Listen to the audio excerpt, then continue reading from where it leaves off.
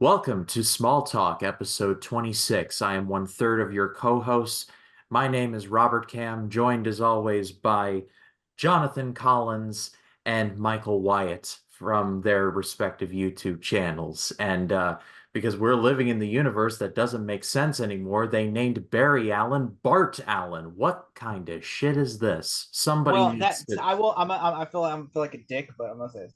All right. So in the comics, Impulse is Bart Allen, which is he's the cousin of Barry Allen. Wait, hold on. Let me interject. What, he was the cousin in the comics? Because I Yes, thought he and was the also if you watch the wasn't final he? season of The Flash, Bart Allen is introduced. Oh yeah, that's He's the true. But he was and he was also introduced in Young Justice, where he was supposed to be the grandson of Barry Allen. well, he And might be the young, grandson of. yeah, I I thought he think was I could have sworn he was the grandson of Barry But yeah, Allen and he not the is literally cousin. related to Barry Allen. What it was at the time they were making a movie with Ryan Reynolds as the Flash, and so they're like, we're going to use him as Wally West, and so you can't have Barry Allen or Wally West because we might put Barry Allen in the movie. So he was like, okay, well, can we use Bart Allen? He goes, yeah, that's fine. No one gives a shit about Bart Allen. And so they're like, all right, but you can't call him the Flash though. So like, we'll call him Impulse because that's his nickname anyway. Well, yeah, So but they call him that was his original like superhero name was called Impulse, and then he wasn't called the Flash until later, until he became the replacement for Barry yeah. Allen. But we'll talk about that episode later. But I'm just saying Oh yeah, I that's know. We'll why get into Bart it. Allen. We wanted to interject. Like, wait, hold It's up. not what you think. I mean, it's not like they're just being It's dicks. not what Like you think it is. we're gonna call Bruce Wayne Bill Wayne. Or Yeah, Bob Wayne. and I'm personally kind of just like screwing around here, but when I heard Bart Allen, I'm like, what the fuck? Like, what kind of a are we in like a mirror dimension? Like, what's That's going what I thought too. That's what I thought too when they first aired that episode, because I didn't really know a lot about the Flash and the whole mythos and the names that were came the Did, mantle and all that stuff until I did my research. Like, oh, okay, that made more sense. did Because anyone then else think what about? Did anyone else think about when he said Bart? Think about the Simpsons because I was thinking he's like the Simpsons. did Every he time he look said like? Bart, He kind of right. looked. What come to think of it, he did kind of look like Bart He was Simpson. wearing a red shirt just like Bart. Okay, He's like, he wearing a looked like. red shirt. He's got spiky blonde Just hair. look at this picture right here that Ryan clearly just put right here next to me. Right here, Bart Simpson. And then look at this character of Bart Allen, okay? He looks clearly like Bart Simpson. His hair Like, is even frosted come to up like yeah, Bart Simpson. since you mention it, yeah, it makes sense. He does look like Bart Allen in the live Except he's not action. yellow. If he was yellow, it would be like a spot on interpretation of Bart Allen. That would have been spot on, Hell, bro. his speed is even yellow. Oh, that's true. Yeah. That's true. Yeah, his super speed, the lightning was always yellow for his super speed. But on that note, we will be discussing season three, episodes 4, 5, and 6. And I think that the general consensus amongst us is that we liked all three of these episodes very much. However, the first episode we'll be talking about is clearly the weakest. Then after that, Run episode was great, and Flash then episode. Transference was awesome. Like my personal favorite was that third one, and we'll get into that. But still, I've been hinting about this too. I've been hinting too. Like I've been hinting, like saying, "Oh, this episode goes by in a flash." You know, I've been just hinting as hell. Like We were all, dude. We were all hinting. Hinting as We were hell. toying with Ryan throughout this whole this podcast. We were one just thing toying with them. one thing that I will say though is that Smallville predicted the Arrowverse by at least 8 years, or at least almost a decade. Yeah. Oh yeah, this is because this is like the in season 4 of this episode Run. This is the first time we introduce another known, like unknown Ryan, DC what was character. your thought though that the fact that they're introducing a superhero that next to Clark, Who is not especially the a Flash, meteor freak? Who's not a meteor freak? Who literally is a actually a cellular. metahuman? I thought it was interesting. I'm kind of interested to see where they go with it. I haven't looked farther ahead or anything, but I hope they do something with it. That's all I know. But Not gonna spoil it. Not gonna spoil it. But you will see him again. That's all I will say. You will Yep, see him again. that's true. I- We will at some point. At some point in the Not gonna show. say when, but you will see him again. yeah, I figured that Bart Allen would be making an appearance again, and just such a weird name to say out loud. But nonetheless, let us dive in with both feet. This is season 4, episode 4, called Devoted.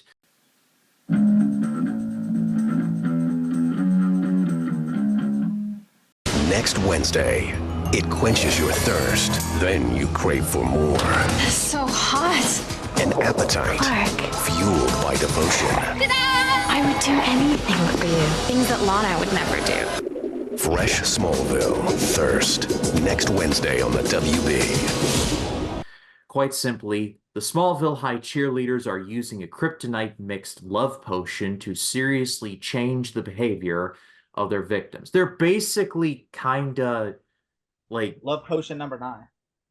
pretty much, yeah, and spiking the team's Gatorade to make it look like the green squall flavor of Powerade, which is one of my personal I favorites. mean, that almost look like they were promoting Gatorade without showing the logo, the slap label on it.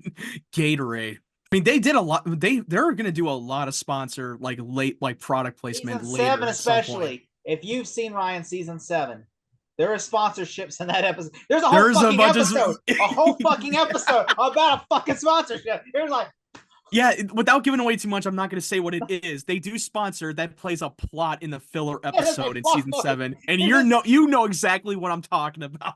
I think you may have brought this up. Wasn't this like a gum?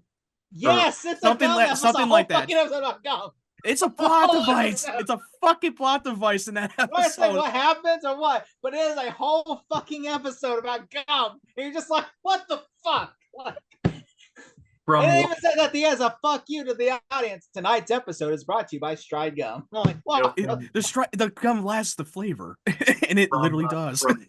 From you guys' reaction, it sounds like they did the gag from Wayne's World where he's like, we would never sell ourselves out Contractor, no. I will not bow to any sponsor. like that, but they Contractor, no, I will not bow to any sponsor. without a shred of irony that the I Wayne mean, to be fair, they do like music tie-ins all the time. They'll have the band of like that's singing tonight's episode perform like live at the end of the episode or something. But they'll use it cleverly, like how they use it. I think they did it the product placement more clever without making it so stupid and silly. Even on paper, you'd be like, why the fuck would they do that? But it kind of works in some ways. Like when they do car tie-ins, they'll have like Lois or Chloe or somebody or Lana or pull up in a a car. Dell computer sponsored Or they'll have by a Dell. computer, like Lex on a Dell computer. Which or they something. did promote that during commercial break in that show. Brought to you by Dell. Brought to you by Dell. Or Smallville tonight is brought to you by Honda. Like him, just like. But yeah, anyway, I will say this episode, I enjoy this episode. Like, I do like the high school football episodes. It reminds me of Saturday Night Fever. I was gonna say Saturday Night Fever. Saturday Night Fever. You can tell by the way I use my walk, I'm a woman's man. Friday Night Lights. Sorry, I was trying to say Friday Night Lights, but it's like I said Saturday Night. I was gonna say Saturday Night It Live. feels like a Friday Night Live soap opera, like a high school teen show that they do on network shows. I enjoy this. To me, I always say season 4 has 2 acts. The first act, which is about the football stuff, and the second act's about something else I can't speak about until we get to that.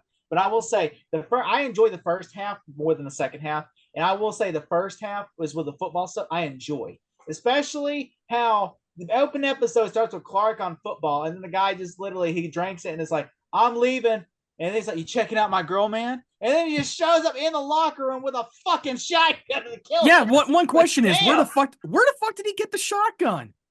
Did he Where just like get it Did he from? go home and get it? he must have beaten up Jonathan Kent to be like, give me that gun. Shh. That Like, does look like identical to Jonathan's gun. Did he check Also- from him? All right, I love this opening, but there's one issue I had. Nobody's in the locker room right now. Like, there's nobody in. Did he wait till everybody left and he's just like, what if the coach would have left? Would he have chased him out in the parking lot? First of all, why was Coach taking a shower in the locker room? I mean, he was just an Yeah. assistant coach. He's not in the football team. How does that make any sense? I have yet to see a shower at the Talon, just saying. Yeah, that's a good. Well, yeah, there's supposed to be a shower upstairs in the apartment. If I don't recall. There is. Yeah, there is. They have a bathroom upstairs in the room. Okay, I'm well, just saying- never mind then. Yeah, what is the dude showering at the high school for? It's bad Yeah, enough aiding like- one of the students. That's I mean, yeah, you could just change your clothes, but you're not running out with the team. You're an assistant coach for crying out loud. Maybe he's a creeper. Maybe he's like, hey, I now want to. He's just like, I mean, hey, he's buddies, what up? dating a high school student. He's dating a high school student. I mean, what can we tell you? Maybe it's like Scary Movie 1 where with Ray, where he goes in and goes, hey, man. He's like, hey, walks in the shower. Hey, how you doing? Nice On the meeting block you. hand, on the block hand side. High I said the five shower on was a the rotten ass, everyone. egg. You get to town, goes, yeah, come here, buddy. And I'm like, coach, stop. It's weird. And he goes, high five. He's like hitting them with a towel. All right, last one in the showers right now. I'm gonna get you. Woo-hoo, woo! Like, that's a scene in Scary Movie, by the way. That is a scene in Scary Movie. That's something I'm looking for that watch party of Scary Movie 1. Like that you're in another tree for a laugh for that movie. I seriously doubt if that was a scene that happened. Jensen Ackles would say, "Fuck no, I'm not doing that scene." Because he's already, it's weird he's dating a now he's chasing a male athlete. It's like, no, Jason's not that guy. Not and also the ex quarterback who's like literally about to commit murder. he got arrested and he should have been in a juvenile or something. I don't know how old that kid was. He's supposed to be like 18 or something. And then Clark hears it. Clark is the only. What if like somebody else would have gone? He's literally, and then he's like, and then I do like how Clark like grabs like the coach out the way, and then all of a sudden he uses heat vision, the gun, and he's like, although I do thought it was stupid when Simmons like, oh no, like hot potato, like, oh. And he just got knocked out cold, just like that, just for feeling the hot of the fucking grip of the fucking gun, and he gets knocked out cold. How did that make any sense? Plot issue. So they're drinking this Gatorade that makes them like once heat is what makes them. Yes. What makes them snap out of it. They're playing football in the sun. That's true. Yeah, you're right. Drinking Gatorade. So how the hell are they not out of it? Shouldn't they? Yeah, that's another plot hole. That's another plot hole in this episode. There's no way in hell that they just lasted that long. When you're out in the hot sun playing football, you should have snapped out of it by now.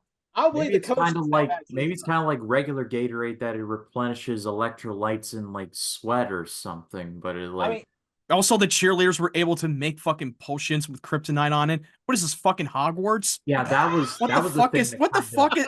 How did they're dumb bimbo cheerleaders that don't look like they're smart enough to be in the fucking chemistry class, and somehow they were able to make a fucking love potion with kryptonite on it. They must be at fucking Hogwarts school or something. What? How the fuck? That took me out of this episode so hard because these look like. Is Professor Snape behind this? Is Professor Snape? Hello, Potter. You want to make a love? These cheerleaders are like the non-union, off-brand, legally distinct, like Sanderson sisters. The chicks from Mean Girls. Yeah, they look like the plastics from Mean Girls. They call Lois a bitch. The leader is a fucking Regina George, the bitch, the leader of the group. He calls Lois a bitch. Says back off, bitch. Like back off, bitch. Oh, how original. Which I will say, the opening was great. I did like Clark basic. Clark also wears the outfit, basically the colors of Superman. When he wears the football jacket, he's wearing a red jacket with yellow and also blue. He's wearing a blue shirt. So he's always wearing like a red and blue clothing, flannels and jacket. Jensen Ackles is so good in this show. Like as the coach, I like him so much as the coach, especially when he tells Chloe, like whenever he's making a joke, he almost got shot. And I like that scene between him and Lana where he's like, man, he says, man, I don't know what he's like. He's making a joke about he got shot and everything. And Lana's like, the only one that should rightfully so be taken to seriously. Like, someone tried to kill you. And, I do like that he's trying to he seems like that cool teacher that you want to have when you're in high school. Like, he's trying to emasculate. He's trying to emasculate what's going on in the situation and trying to lighten up the humor. And he goes back to work the next day. I thought that was so cool of him. And the fact is, Chloe's like, "Can I get a statement from you? Can you get it after he's like rain check after school?" And I'm like, this dude is so awesome. I just want to be like, dude, I want to hang out with this coach because that dude is so cool. I would have loved it. He would have been this character would have been a great coach, and that we wish we would have had if we were on. So cool. I mean, Ryan, do you think he's such a cool guy? I mean. As a coach. Jensen Ackles definitely, he has a charisma about him that transcends the ickiness of, oh, he's technically a teacher dating a student. Oh, geez, we probably best not look too deep into that. I will say, when he became obsessed with Lana when he drank the juice, that kind of made me like, maybe I spoke. Well, that's what happens when you drink the fucking Kool-Aid or Gatorade. You go into jealous rage mode. I did like how he tells him, go hard on Kent because and then they God, every time I keep hearing Gatorade, it reminds me in Waterboy where he's visualizing the fucking Gatorade. Water sucks. Gatorade. H2O. Gatorade. There were two wild moments in this episode. You touched on it briefly, but like when he drinks it and then he runs into the barn and beats up Clark, I'm just sitting there like, what kind of security, or lack thereof, is in this place? And second of all, when Chloe drinks the stuff, and the next thing you know, she's in the barn wearing only the jersey. And I'm just Which sitting I there, thought was like, if I had They that ripped girl the up in shit off that from barn, Buffy, come too. on, you couldn't resist. You'd be like, damn. They did the same thing on Buffy the Vampire Slayer with a love potion as well. This Oh, the same exact shit happens in Buffy. I'm like, okay, they ripped this shit off of Buffy the Vampire Slayer. I'm like, this shit. And the same thing even happens with Buffy. She seduces this dude, wears nothing but like a little shirt to seduce him, and I'm like, you're fucking kidding me, right? Like Smallville's now ripping off Buffy the Vampire Slayer. It wouldn't be the first time they've ripped off all the No, they things, haven't. too. It wouldn't be the first time. I'm just saying, come on, guys, you're more original than this. But I will say, I did like that Chloe was the cheerleader going, Clark, he's getting his ass beat on the I laughed so hard. That was so funny that she tries to be a cheerleader in this, to cheer on Clark. She reminded me of, you ever seen Grown Ups 2? yes. Yeah, I did. Remember For when the love of little God, I boy wish I could is erase like my this- memory. Remember when the little boy's kicking the football and there's that girl cheerleading with her shoes and everything? And he's like, oh, I felt like that to me. The way Chloe was acting in that scene reminded me of the little girl from Grown Ups 2 that was cheerleading for the dude when he was. That it's one of the movies that I try to erase my memory from that movie. Well, I like that movie, dude. So you can go to hell. Oh man, God help us all. Hey, I like a lot of. I'm just messing. I'm messing with you. I'm just kidding. I'm just I know. fucking. I have a guilty pleasure for Adam Sandler. We all have a guilty pleasure for movies that nobody likes. But yeah, I will say that I did thought that was pretty funny with Chloe, and I think when he showed up to beat the shit out of Clark, saying you better mess with my, and then Lex at the end, he's gonna kill Clark, and then Lex shows up and just goes and throws him. And he just takes off and run. It's like no calling the police. Like the dude broke into your barn and beat the shit out of you, dude, nearly killing you. I thought that was pretty cool, the Lex and Clark moment. Like, I thought that was. Oh no, cool. I did like that moment where he's giving it all the files that he had on Clark, but also talking about his darkness that he can't always control, that he feels That speech like was tripping so up. good. Michael Rosenbaum really sold that line. Like that was so good. There's a darkness in me that I can't always control. I'm starting to think that's my curse. Like, oh man, every time. What'd you think about that Lex speech, Ryan? oh, it was so good. I mean, it's Rosenbaum, so come on. But it's like we're inching closer to we're going down that slippery slope that eventually leads to Machiavellian Vince McMahon, the Lex Luthor from the comics that's just evil incarnate. We're not there yet, but we're getting there. Though But he's crawling it in. He's I starting like how to he's plant trying the to win seed. Clark's friendship back. Yeah, like how he gets the outfits and everything, and Which that was so that was just so convenient. Like he didn't Yeah. even try to hide. Like, come on, dude. Lex, Not- you really not give a even- shit about the Smallville team winning a high school fucking. The only reason you did that because Clark is on the team, and you thought that given the new fucking uniforms would win back the friendship. Like, come on, dude. You're better than that, dude. did Not to Jason mention take- that the uniforms have a big old Luthor Core logo on Yeah, the Luther side. Core logo as a promotion, as like a promo, whatever Basically, advertisement. Basically beating the NBA to it by at least a decade because the NBA teams now all have logos on their jerseys now too. also, Lex literally shows up. Like Lex literally shows up in shows up to what was it? He shows up there in the football locker room, and I'm thinking Jason should take a page. Did Jason take a page out of Lex's book? Hey, if you stalk somebody long enough, like if you show up just everywhere, then they'll like you. Because that's what he's doing with Lana, showing up everywhere. Like, hey, I'm over here, Lana. Jason is now just like with Clark. Lex is like, hey, Clark, I'm over here. Come over to your house. Hey, you want to come to the Luthor Mansion? I'm just like, Hey, you want to dude. come to party? You want to party with us? Even though with Lex and Clark, it's not sexual. Just Clark just sees Clark as a brother. Lex sees Clark as a brother, and that's the friendship he's never had because he's been alone his whole time. We've seen Ryan as him as a child. You understand now why he needs a friend because he's He needs a friend who really comes and understands him and not judge him because he's been growing up all his life being bullied and not and he's more of an outcast. Kind of like what Clark was when he was an outsider during his freshman year. They both have the same in common. I also Yeah, like 'cause- Clark and Lois teaming up to do investigating journalism. But they're trying to sneak in, like Clark's making out with that chick and everything. That and was then cool. Lois is I sneaking. enjoyed the dynamic. Yeah, that was one of the highlights of the episode where I will agree the dynamic with Lois and Clark just keeps killing it, even though the episode is completely ridiculous. but I enjoy their dynamic. It's a little bit of a planting the seed of them working together as reporters before we see them go off in the real world of the Daily Planet that we know now. I also did like Chloe versus Lois, how Chloe tries to attack, like, Clark's mine, She and goes I'm all just like, psycho. that to She me- goes all psycho, like in the night. She like it felt like the scene in Nightmare on Elm Street style, in that fucking, in that Exactly. fucking, yeah. That's what I was thinking. All those he was like, come to Freddy. Not Come to Freddy. And then the tongue flip. Also- Come to Freddy. I also liked I said, now here's what I didn't like. Chloe drinks out of the, like, literally, she's a reporter on the field, and she takes that Gatorade that's for the players and the team, and she drinks it. I'm like, shouldn't somebody say, hey, that's for the players, you're not allowed to drink that? Well, this episode did come out in October of '04, and I don't know about what it's like in Kansas, but here in Florida, it still is pretty hot around that time. So it's like maybe she just got hot. I don't know. Like, I don't know. Maybe I'm just trying too hard to like justify this. But I see Now, what you're saying, but just it was weird. I do agree. also, Lex goes to the football game, and he doesn't wear his trench coat or nothing. He just wears a long sleeve white shirt. I'm like, did he not have enough time at the Luther Mansion to grab a jacket? Usually he wears like a long, everywhere he goes, he'll wear a long sleeve jacket or a shirt, a jacket. But you're an outdoor of the field, but also yeah, he never dresses like that.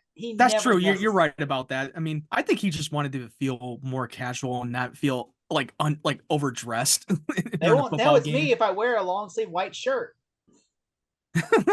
Even though you're fucking bald, I mean, people know, like, you're the only bald person in Smallville. You're the only bald motherfucker. Cue ball. Is that Lex Luthor? No, he would never be caught in that outfit.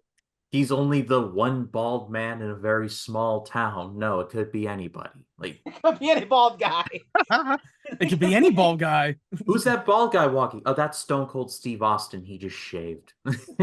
Oh no, it's Phil Collins. Awesome. Yeah, this episode was fun though. I will say this is the last time we see Lois for a while, because originally when they had got Lois, they only had her for 6 episodes. And so they were like, oh, I want to interject for a minute. No, I don't think that, not this episode. There's another episode that we will get into like next week, but that's one episode which, God, I can't say it too much without spoiling anything. That will be the last time we see her in that episode in particular. for a while. Yeah, but then we'll see her again. Like, but then what happened was she was only around for 6 episodes. Then they said like you can't have her because they were gonna do that Superman movie with J.J. Abrams, and so they said you can't have her fly by. So they said, but then finally after they said, because they got pissed off about the Batman thing, so they were like, you know what, fuck it, we're just gonna put her in there. And yeah, and then they said finally after 6 episodes, they kept putting her in the script, and then finally the network was like, fuck it, take her. Yeah, because audiences really loved Lois, and they were like, that would be so stupid for her to just write her out of the show. Yeah. Kind of sounds like in the Twilight Zone, where for like 6 episodes they just taped like on videotape and instead of like traditional film cameras. So these 6 episodes are just randomly shot different and look differently, and then they just go back to film just because. Like, I know. Oh yeah, sorry if I'm interjecting for a minute, but at the end, the very end, when the credit starts to roll, they definitely paid tribute to Christopher Reeve. Yes, I did want to bring that up actually, because they had a nice, in memory of Christopher Reeve, he made us believe that a man could fly, which that really touched me a lot. When I saw that episode when they aired it on the WB, and I was like, oh man, I almost forgot that Christopher Reeve passed away. Too. Like, he was directing a movie when he died too. Everyone's Hero. Yeah, I actually quite like that movie. It's not the best sports movie ever, but I, for some reason, always had a soft spot for that one. I heard someone, I don't know who it was. Someone the other day said, I think it was Catherine O'Hara or something, said, if Robin Williams would still be alive if Christopher Reeve was alive. I was reading an interview with, I think, Catherine O'Hara, because she's not the from Argyle, and she said that if Christopher Reeve was still alive, Robin Williams wouldn't have died. Really? Wow, really? I didn't think about that. Never thought about that one. Because they were friends, and he did that movie, the Everyone's Here, as a favorite of Christopher Reeve. Oh yeah. I was like, wow, I did not know that. I was like looking, I was like, what, really? I mean, how different would it have been if Christopher Reeve were to be alive today? Then Robin Williams would still be alive. I never really thought about that. I just found this out earlier. His son is on Good Morning America, one of the hosts of Good Morning America. I did not know that. I was like, Will Reeves. I'm like, really? I was like, that's his son. I'm like, okay, but yeah, I didn't know but his son was. I didn't know his son was hosting that show because I have yeah, he's not one of the watched Good hosts. Morning America He for a does mostly long the time. sports segments, though. Oh, Reason Which is- number 769 why Robin Williams is one of the GOATs. But Yeah. I think we've touched on everything. Let's go to ratings. 8 out of 10 is what I think. 8 shields out of 10. All right, Matt, what about you?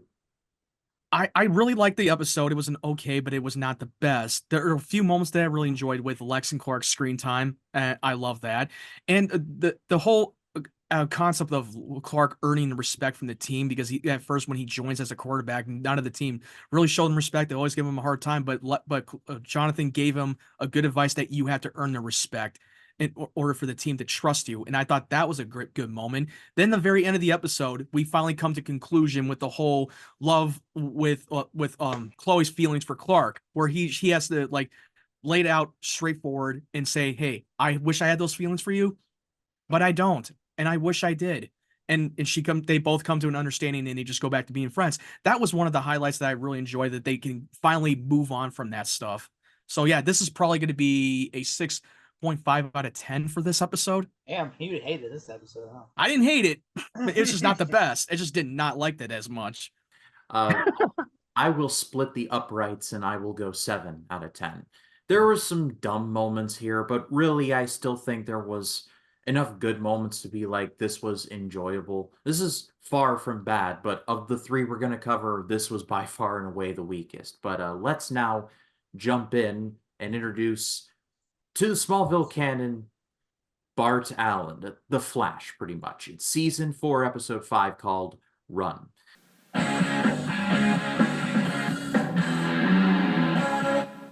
WB Wednesday. I saw someone who can move like I can. A stranger with a secret How did you do that? pushes Clark to the limit. I'll be 1,000 miles away before you can even blink.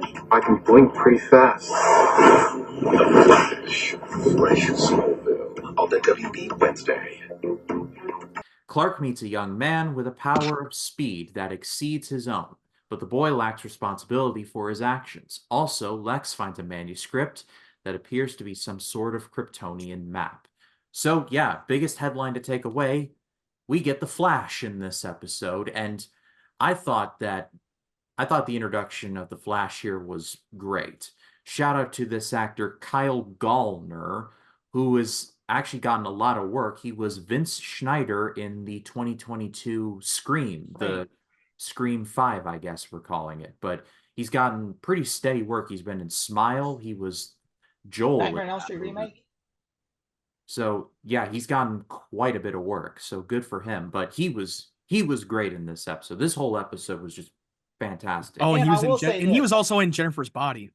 The Do we emo have to good talk about dude. that movie? That fucking Diablo Cody bitch.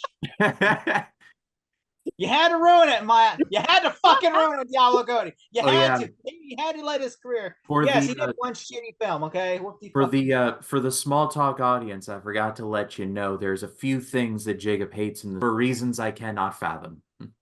I can give you all the reasons why I hate her. Like, I will tell you straight up. I'm about to end this man's whole career. I don't have 3 days. I've got a marathon to run. All right, but yeah, I will say Kyle Gallner. I will say he did one nice thing after, like, when they finally cast, because no one has gotten that role of Impulse until the Flash, the final season of the Flash, and I thought that was so sweet that he actually put on his like Twitter account saying that I have held this role for so many years, and that he said to finally be able to pass the torch to somebody. He says, "I'm just gonna say good luck, man. I cannot wait to see you crush this role." You know, like, because he's had that role for like since Smallville ended, he's had that role, and he's like that. No one's ever been able to take that role from him. Now he was so like gracious. He could like no. I thought that was so nice that he like responded. Like he actually like sent out like a tweet about that. I thought that was like, boy, that's nice of him. He could have just been like, I don't care. But I just thought that when he sent I thought that was just like the nicest thing he did. Just like because he's like passing the torch in a way. Yeah, I was just about to say that's a passing of the torch moment right there. But Matt, what about you?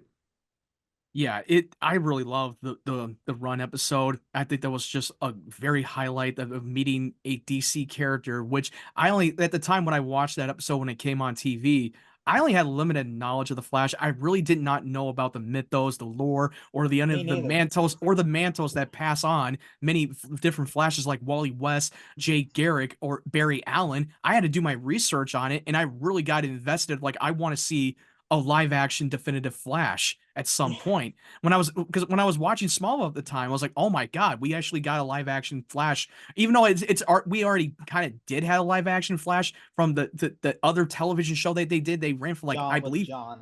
Yeah, I think that's his name. Yeah, I can't Was remember the John actor's. Wesley Shipp. John Yeah, Wesley. John Leslie Schnapp. Yeah, he was the original live action actor that played Barry Allen in his own show.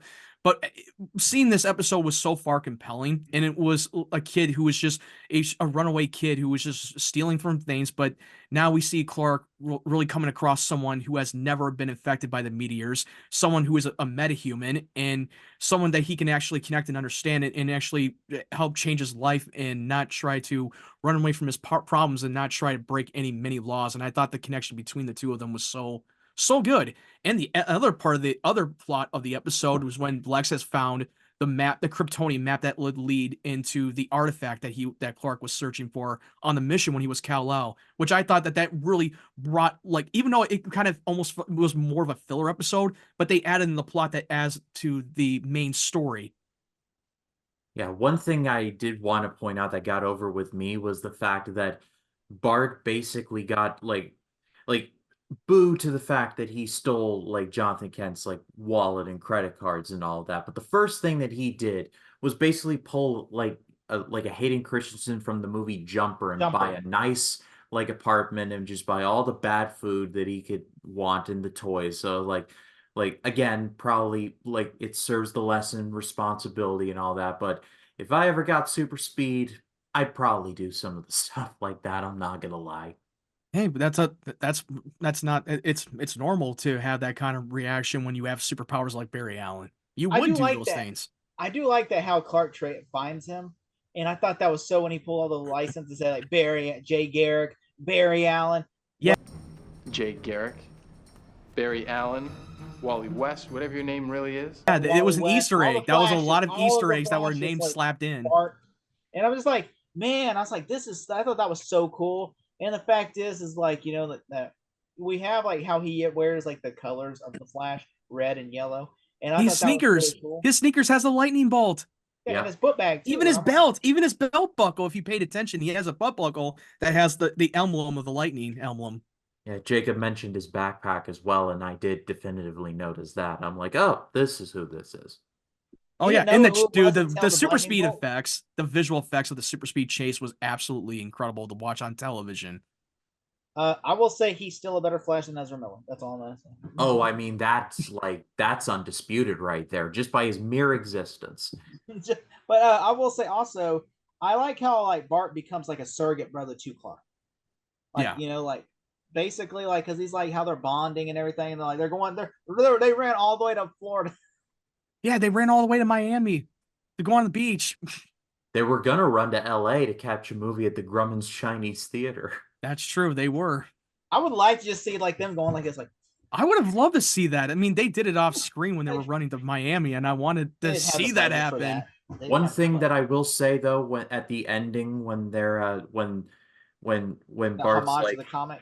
when Bart's like, if you catch me, I'll stay, and then like inevitably it doesn't happen. Superman and the Flash running. All that I'm saying is Zack Snyder was taking notes. That's all I'm saying. Well, no, Joss Whedon because that's No, Joss Whedon did that. That was That's not in Whedon the who did the Snyder cut. race. Oh, That was not Zach.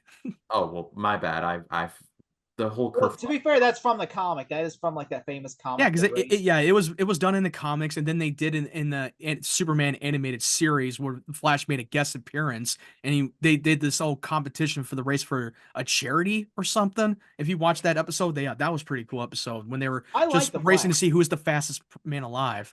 And I will say, I do also like that. Like, I do like that. You know, he's trying to be like, but like, you know, because it becomes like Clark. He becomes then obsessed with that artifact. So then, like, he kind of feels like Bart feels like, oh man, like, oh, you don't have time for me now. And then he's like, well, I'm just gonna steal this. Like, you want this so bad, I'm just gonna steal I mean, it. he's just feeling left out, and he's Yeah. getting sick and tired of being lectured. And the reason why he ran away because he didn't quite fit in with the parents, and they looked at him differently.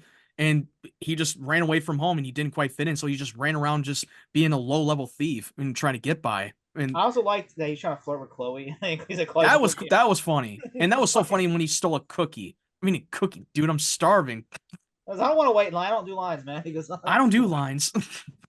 Also, the only thing I do feel like though about Lex is this, and this is the only time I'll ever say this. I don't feel like Lex should have been in this episode. Really? The only reason I feel like he's in this episode is to set up a future episode. I'm not gonna say what it is, and to save Bart. Other than that, I feel like there's no point. But I kind of like that when he was in this episode, and also it shows you how badass Lex Luthor is. When he's like, "Hey, there's no way on earth that he can run from Lex Luthor." I was like, "Oh my god!" Even when you have all the powers, it's Lex Luthor. He ain't stupid. He will track your ass down. I thought that line was so stupid and campy. That line was fucking awesome. I don't give a fuck. That was actually from Lex Luthor. I'm like, okay, what are you? No, he didn't. No, I thought he did it in a very frightening way, like showing you book? that he's a badass. Like he does not fuck around. If anyone could pull that off, it would be Michael Rosenbaum. That's all. Like this is fucking Lex Luthor. Like I don't give a fuck if you have all the power of the gods. I will fucking. I was waiting for him to go. Whoa! I will find you. That line was so campy. I'm like, come on. Thing is, though, the Diet Morgan Edge, the Borgen Hinge, I'll come up with something. But the Diet Morgan Edge, who is like puts the gun to like Bart's head, like you're fast, kid, but can you be faster than a speeding bullet? Let's see if you're faster than a speeding bullet. Like instead of just making your speech when you shoot someone, just shoot him, you moron. And also, why is Bart just? He could have just ran while he was making a speech. Like, okay, bye.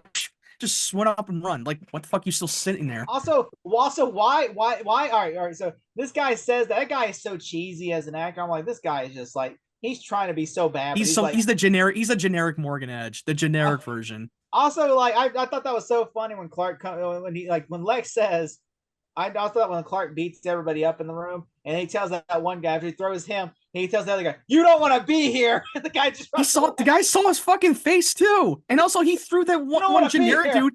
I'm surprised that guy's not dead already. like, did you just inadvertently murder the guy? You just threw him toss him right in that fucking vehicle. I'm surprised that guy's not dead. Also, Lex is an idiot for telling him, "I'm going to call the cops right now, and they're going to be here in a few minutes, not even 1 second, like 10 minutes. They're going to be here, depending on traffic and everything." Yeah, I will agree that was stupid. I wish that he could have just stalled. He could have, but he could have just stalled. He could have just stalled until the cops showed up. I would say my security team is right here, right outside, and if you do anything to me, they're going to come in here with guns blazing and kill you all. Yeah, that's something he should have said differently. That would have been better. Is that what? Yeah, he just shows up randomly. I'll get to him. Like he can take care of himself, but then he gets knocked out, and the guy then kicks the body of Bart and says, "Look what you made me do! Look what you did!" Like, what did I do? I didn't do anything, you moron. I was like, what the fuck? It's just one of those things. I'm like, okay, this guy literally has been watching too much of Gary Oldman and what's it called? The Professional. Everyone. I was just everyone from Unprofessional, The Professionals. Everyone. But yeah, I will say but I thought this episode was pretty good.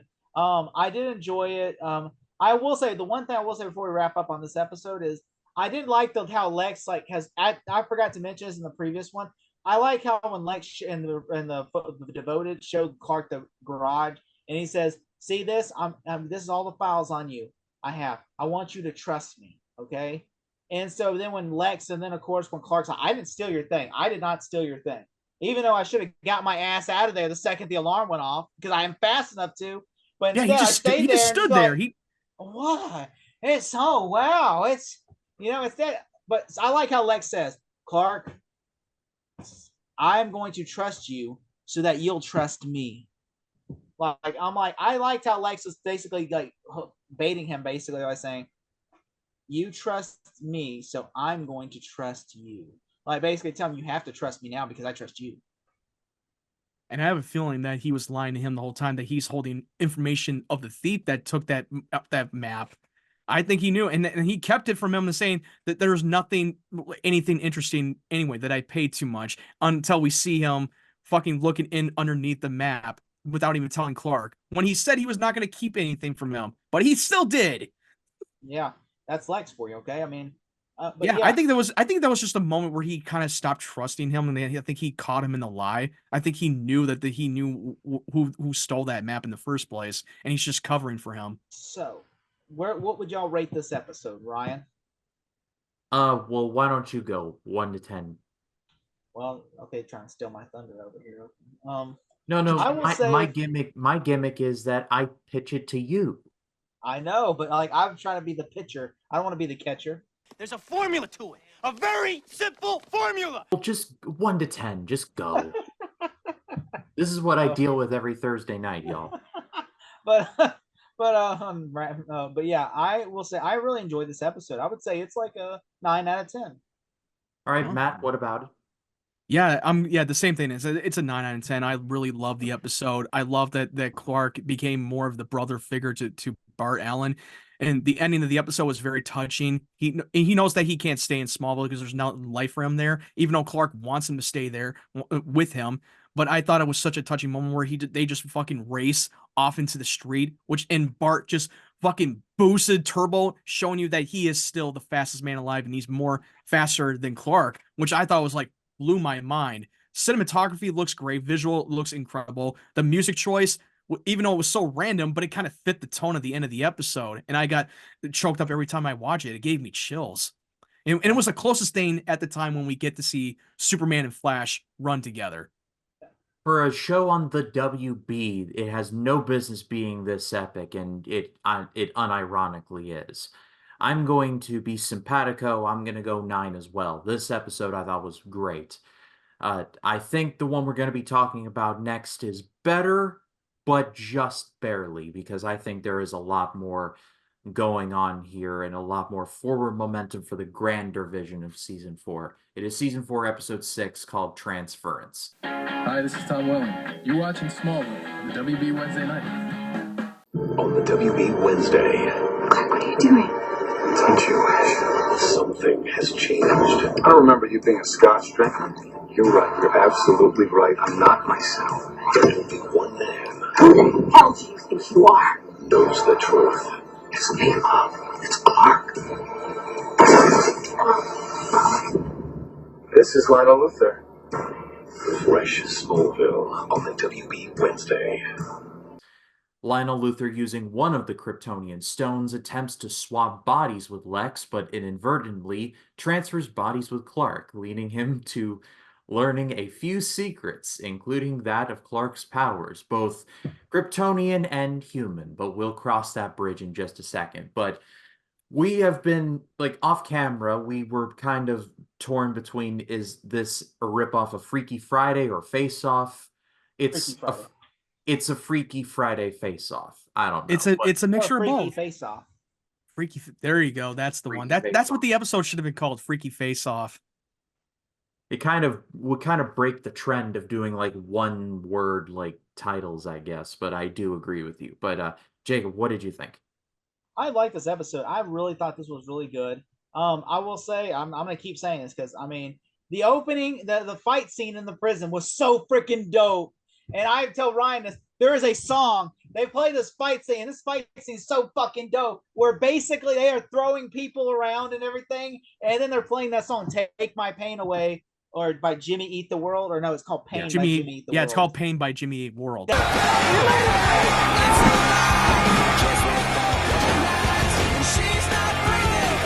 Which I did not know I didn't know it was played by Jimmy Eat World at the time. But then a few months ago, they played that song at the concert where I was at. That was the first song they played was Pain. I was like, oh my God. Got taken back to that episode of Smallville. That Matt scene was so like, good. I know that song. I know that song.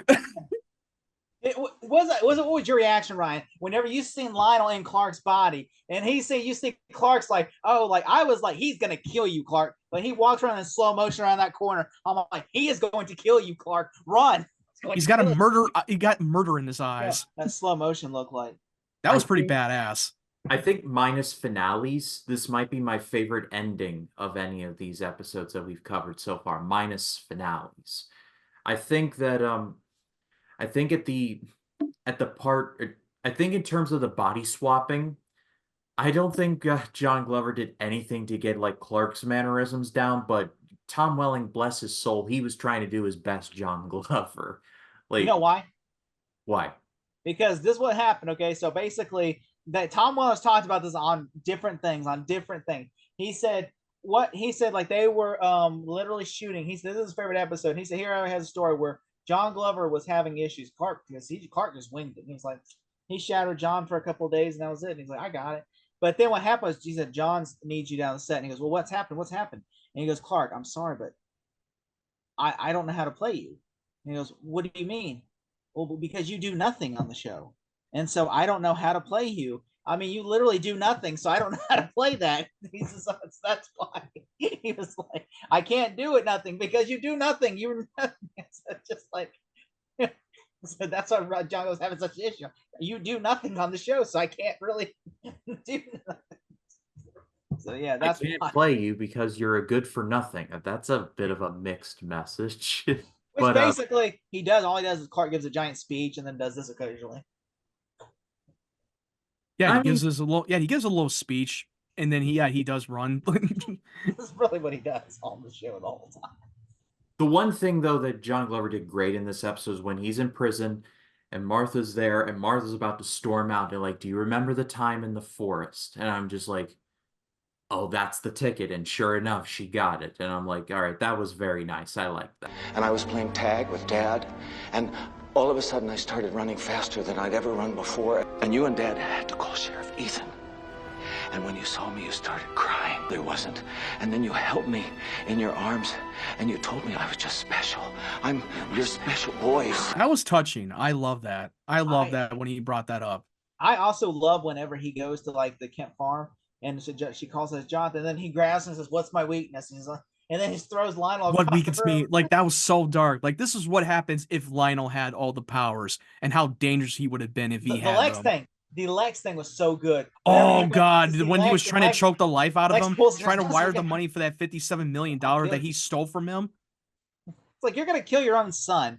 That's like he was. We already knew. Well, we already knew that all bets were off the moment that he convicted him to put him in prison. That you're dead to me. You're dead to me. All bets are off. I just tried to poison you, and then you try to shank me. So watch this. I'm surprised he didn't just snap his son's neck right there. Well, he needs the money. He definitely needs him to wire that money that he stole from him. Yeah, for sure. I just thought that was so good. That was so dark. Like, oh my God, that was incredible.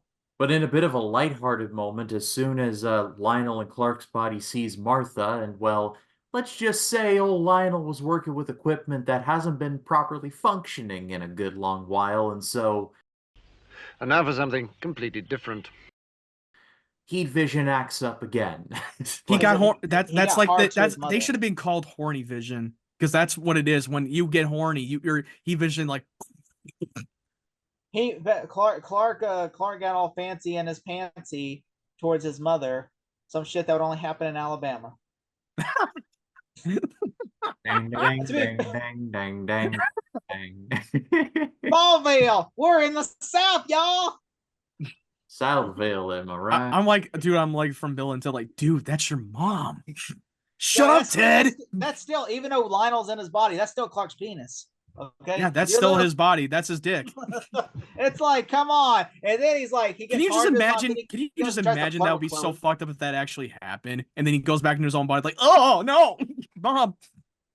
Like, why am I getting turned on my mother right now? God. Why am I getting turned on? God damn it.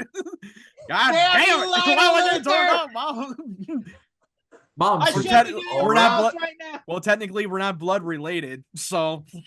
But still, it's sure your mom, bro. Dude, that's your mom. Abandoned ship. I do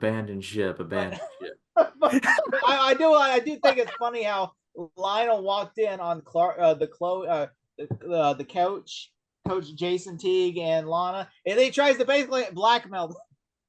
Yeah, but also, what was Lionel going to the coach's office? Like, he made it clear that he's quitting the team. And what the hell was he going? Reconfirm that, hey, I'm quitting. Maybe. Hey, I just want you to know how serious I am about quitting. Oh, you didn't. And I'm just surprised that Chloe and Lana and the parents could not tell that there was something off about him, that he's acting completely a different person. I'm surprised they didn't spot that from the moment that they come across him. Like, how did you not notice? He's acting completely different and odd, and also he's trying to flirt with you, You know basically what trying gives to away for fuck you. Chloe in a way? Chloe, Yeah. I'm like, where he says Miss Sullivan.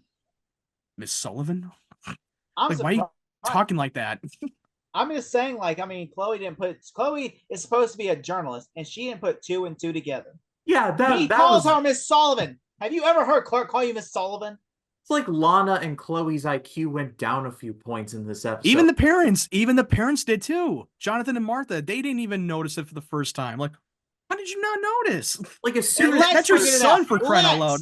Lex figured it out. Cadence, as his cadence of his speech changed, I would have been like, "Hello, who are you, and what have you done with them? Like, Why who is the he hell are speaking you?" as if he was just studied Shakespeare and he went back and looked at Greek history and Greek mythology?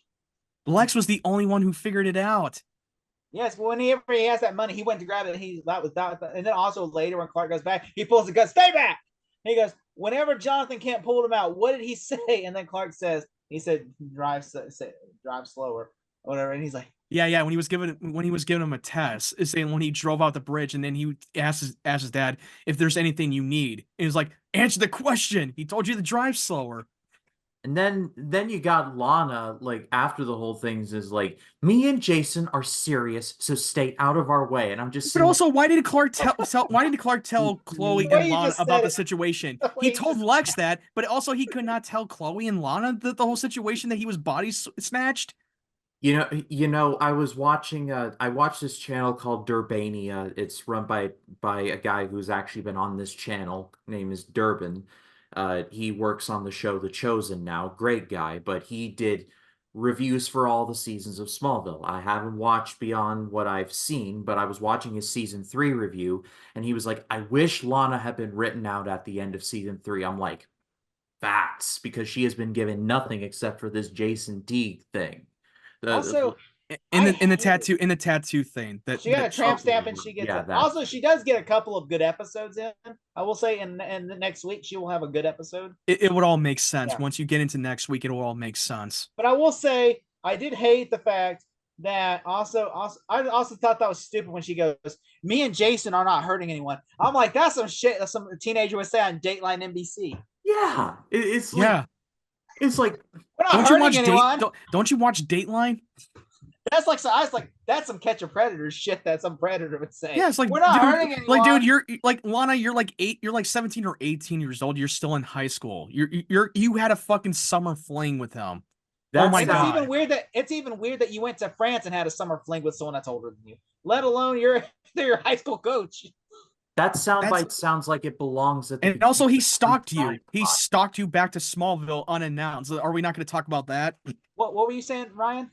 I was just saying that soundbite of like, Jason and I are not hurting anyone should be the beginning of a true crime podcast. Like, that was the beginning of the end for Miss Lana Lang and Mr. Jason Teague. I'm Phoebe Judge. This is criminal. I'm just like, dude, come on. Whenever I heard that line, did a future pedophile write this episode and be like, "We're not hurting anyone," said me, who's definitely not texting a 13-year-old. That's basically what it sounded like. Some guy was like, "Yeah, I'm doing some illegal shit. I'm gonna try to put my feelings." I mean, that's what fucking victims. That's what it come off like. Dude, I'm like, who pitched this idea of like, hey, we should make her like? I mean, at least with Ian Somerhalder, he was literally, even though he was older than Lana, he wasn't her fucking teacher.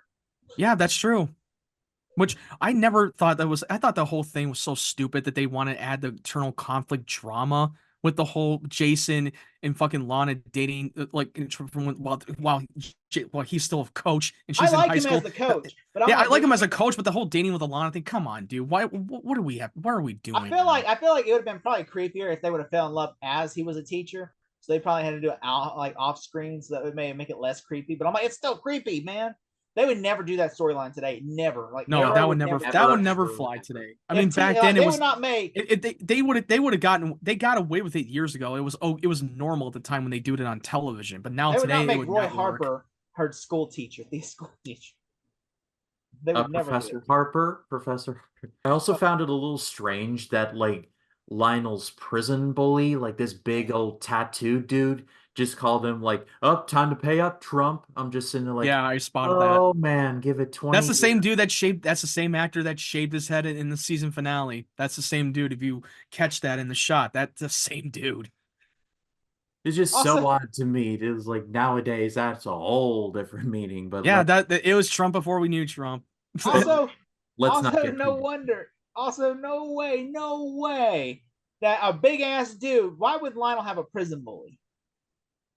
Makes no sense because Lionel's like a very powerful man. He probably had You a debt. own He that probably prison had a bully. debt that he had to pay the prison inmate. I think because he had a debt and that he got You owed shaved him my money. head, so you Yeah, shaved you shaved my head. so. Okay. Oh It was my a God. really good haircut, right, Matt? That is. And one more thing before we do close out, I'm not saying we're closing out yet, but I wanted to put this on the record. As of now, Lionel's liver disease has been cured. So now Lionel Luther has been cured from blindness and liver cancer.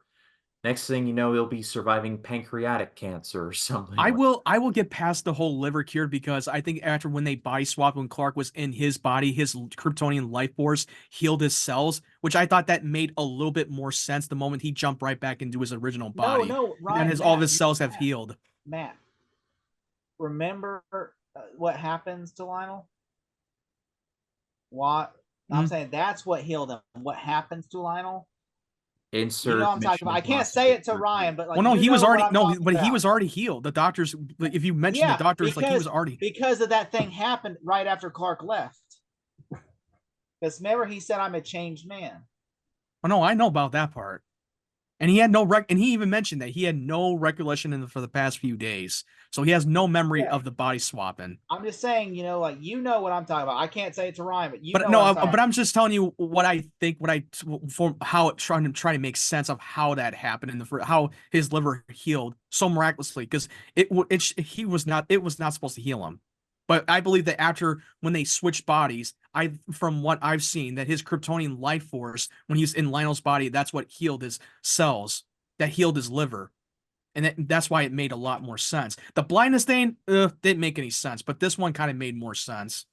But yeah, I will say also, I thought that was stupid that Clark, who was in Lionel's body as dying of cancer, is able to beat up a big ass dude like that. Like it doesn't matter who's like inhabiting your body. Like you don't get superpowers by getting into like Lionel Luther's like body. He's in his mid-50s. He's got liver cancer. It's just like, yeah, you gotta I call suspend BS on that. disbelief quite a Like, bit. Clark, you're not strong right now. There's no way you could have won that. Yeah, I know it was a little Unless you too had a far shiv, fetched. you could have shivved his ass, then you would have. Yeah, it was a little bit of a far fetch, I will admit. Although I thought prison fight was dope. And by the way, we got to put Jimmy. The we prison gotta put riot that song in this episode. I mean, that was so good. Yeah, the prison riot was so fucking good. The song choice it fits so well. Got Also, you pumped. We get a Margot Kidler cameo again. Yep, a brief cameo. Yeah, and sadly for that prison inmate that got framed for embedding for stealing like money pension from the university, which I believe that Lionel was responsible for framing him and got him into that cell to tell him about the artifact of those stones. And I have a feeling that, like the Infinity Stones, this will not be the last time we see that Kryptonian stone that's in the box. But I will say, should we tell him about Margaret Kidler? I'm not say what. But for Bridget Crosby's character? Oh, yeah, don't this is her last appearance. Yeah, this was her last episode. It is her last appearance. Because Christopher Reeve passed away, so the writers had to figure out how to get rid of Christopher Reeve's character, and that she didn't like what they did. So basically, she said, "Can you write me off or kill me off the show, whatever?" Yeah, because she was not a fan that they had to kill his character off the show, and so that's why that she decided, like, you know what, just write me out of it. I did not like how you handled that character and handled Christopher Reeve like that. I mean, I kind of get it, but I mean, like, the man died, so like what did you want? Yeah, that's fair. I mean, like, what can you do? I mean, he passed away, and they're not going to recast him. That was the only. I know, and they didn't want to recast him because then it kind of would have been a little bit disrespectful because when they show Virtual Swan as Christopher Reeve, when we first see him, it was passing him the torch because it was a plot. Death as a plot device. Yeah, got pissed off. Yeah. Because that's why she is not because they killed him off, is the fact that they used his death as a plot device. Okay, now I get it. It makes sense. That's why she got pissed off, because she says she feels like you're using his death to basically help your show. That's what. to help move forward with your show. And that's why she didn't like that. So I she can asked me- see I can see both sides. Like there's no right answer or wrong answer. It's a sticky wicket no matter how you slice it.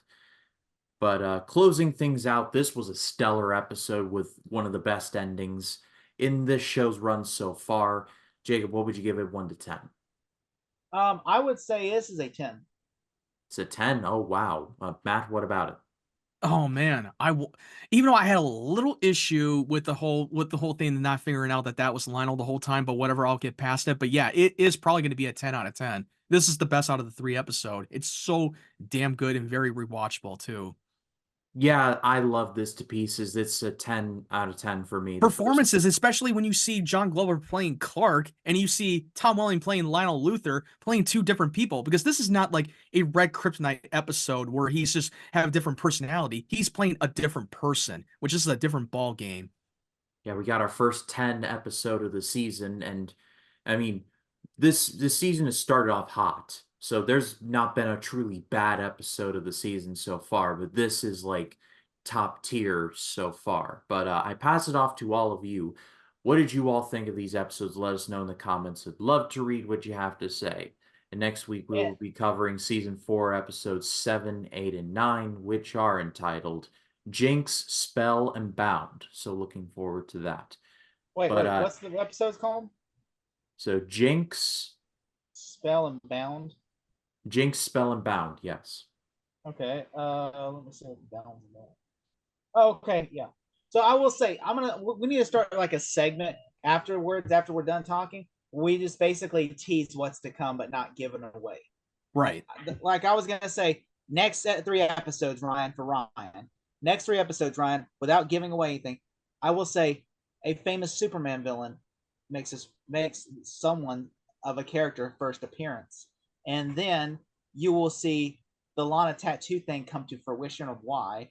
And you will also see a heavy Lex episode. That's all I'm going to say. Yeah, it's a heavy, dark, heavy Lex episode in that third. I think I'm not going to say, we're not going to say which episode. We're giving you a hint. We're just going to give you a hint without giving away. So now Ryan's like, okay, it's gonna get you interested that now you want to jump into those 3 episodes right away. Now you want to watch that. Yeah, heavy Lex episodes, sign me up for that one. But I do have I'm not gonna say what episode it is that is my favorite of the season, but I'm so excited when we get further in, because we're literally like going by so quickly with season 4. It has way better pacing too. Yeah, I agree. But both of these guys' channels will be linked in the description. Jacob, I see that you are playing Suicide Squad Kill the Justice League. How do you know that? On your community post. Oh, that's right. Wait, do you what console do you one question, Jake. What console do you play on? PS5. Why? Yeah, no, I'm just wondering, because I do you like have each other as friends, and that's why he's seeing what you're playing, because you're going I to don't friends know, list. he doesn't have a PS5. Like, how the fuck? Oh yeah, I forgot. Yeah, you're right. No, you're right. He does not have a PS5. I totally forgot. Yeah, he doesn't have one. Yeah, Ryan, shame on you for not having PS5. By the way, I'm not going to spoil the game, but I'm going to tell you something. There's a cutscene in this episode, in that Suicide Squad game, where something happens to the Flash, okay? And then they're all trying to talk about the Flash, and basically Captain Boomerang pulls his dick out, takes a piss on the Flash's body, and then they all try to stop the Flash from pissing on the Flash's body, and then they go, "Wow, that's good for you, man." Talk about, they compliment his penis. Oh my god! And Harley, I already got. Most people were spoiled about Batman. I was like, "You fucking dicks! How dare you?" That is like a scene. I had to tell a friend of mine earlier, I'm like, "Dude, have you played this game yet?" And they're like, "No, I haven't."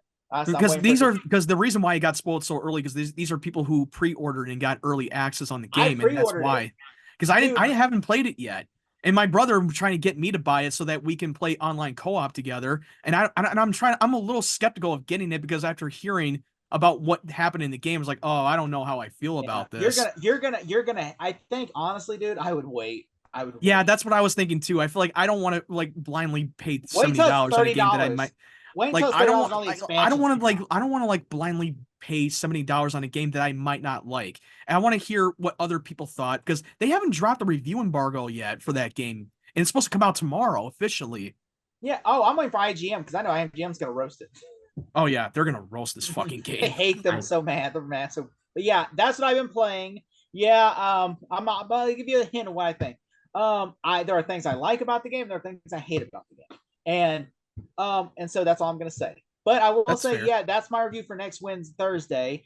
And then I got this. By the time this airs, Dumb Money, my review for Dumb Money would have dropped, and then of course, and then that's right now what I got, and then Suicide Squad, Kill the Justice Leagues next week, and yeah, so that's what I've been playing. I've been trying. I was gonna have it by this week, but there's no way because there's so much shit you have to do in that game to where I don't think I could have finished that game in a day. Well, Matt, what about you? Yeah, I've been a little bit behind on my channel, my YouTube channel lately, but I just got done editing my video on my thoughts on the Oscar nomination, so it will be up later tonight. By the time you watch this episode, it will already be up on my channel. But I am planning on seeing the new Matthew Vaughn movie called Argyle. I already know it's got like negative reviews, but I still want to check it out for myself because I love the cast and I love Henry Cavill, and yeah, I'm a sucker for that. And I'm a sucker for a spy movie, and I love the cast. And there's going to be other films that I still need to catch up on early of 2024 that I missed out that I probably will plan on reviewing soon.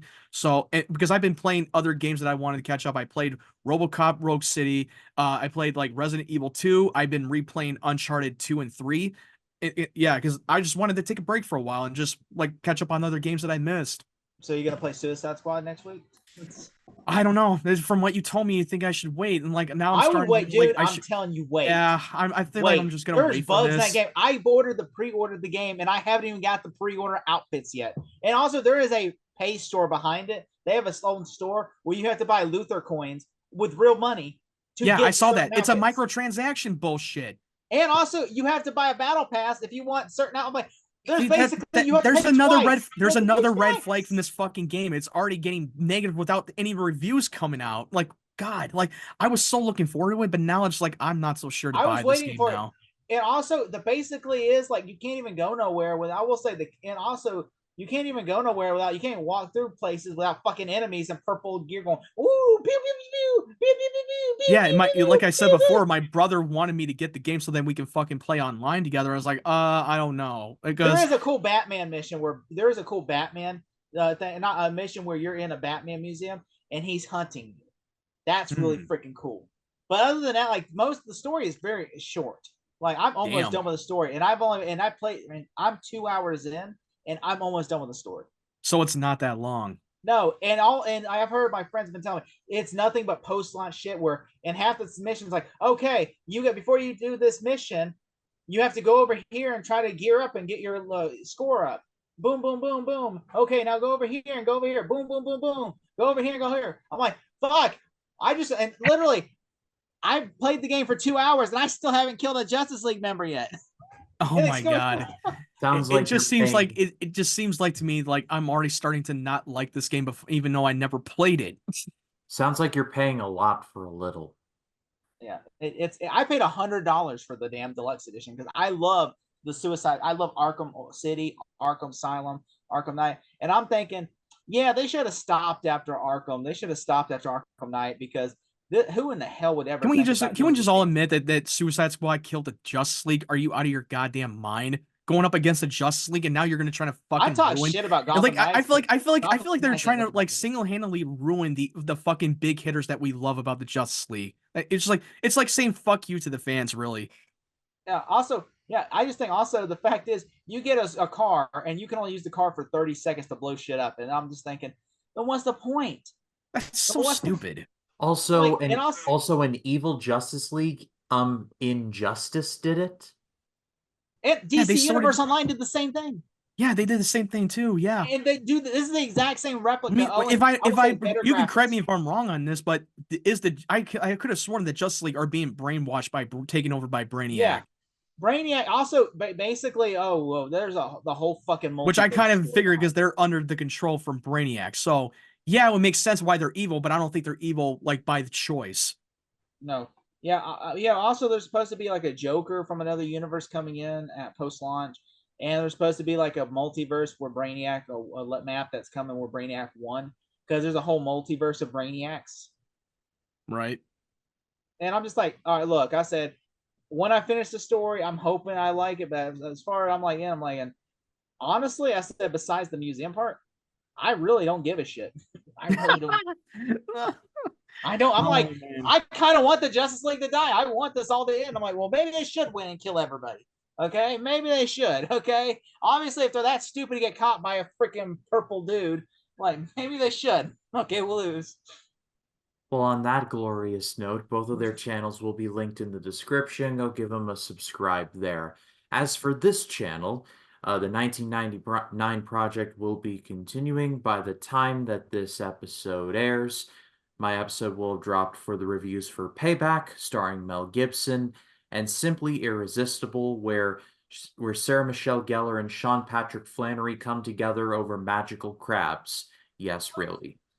And then next Friday will be my biggest episode of that series yet, talking Blast from the Past, starring Brendan Fraser, Message in a Bottle, starring Kevin Costner, My Favorite Martian, starring Christopher Lloyd, and a Spanish dancing movie called Tango. So that'll be Friday. And then Oh wow. my Road to Godzilla vs. Kong, or Godzilla X Kong, excuse me, that'll continue apace. I'm leaving the Showa era, and I'll be covering the two John Gillerman King Kong movies, as well as the first Godzilla movie from the Heisei era. So stay tuned for all of that. But for Matt Wyatt, for Jacob Collins, my name is Ryan Cam. For truth, for justice, for the American way, we will see you in the next one. Y'all take care.